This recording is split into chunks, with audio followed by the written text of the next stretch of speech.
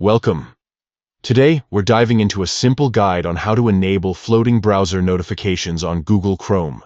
These notifications can help you stay updated without having to constantly check your browser. Let's get started. First, open your Chrome browser. This is the foundation for all the steps we'll take today.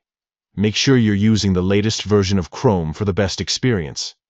Next, look to the top right corner of your browser window. You'll see 3 vertical dots, often referred to as the hamburger menu. Click on these dots to reveal a drop-down menu. From this menu, click on Settings. This will take you to a new page where you can customize various aspects of your browsing experience. Once you're in the Settings menu, scroll down until you find the Privacy and Security section. Here, you'll want to locate and click on Site Settings. This section allows you to manage permissions for different websites. Now, look for Notifications.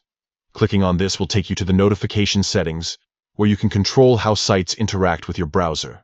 To enable floating notifications, you will need to toggle the setting that allows sites to send notifications. Make sure this option is enabled. You may also see an option for quieter messaging. If you prefer not to be interrupted by frequent notifications, consider enabling this feature as well.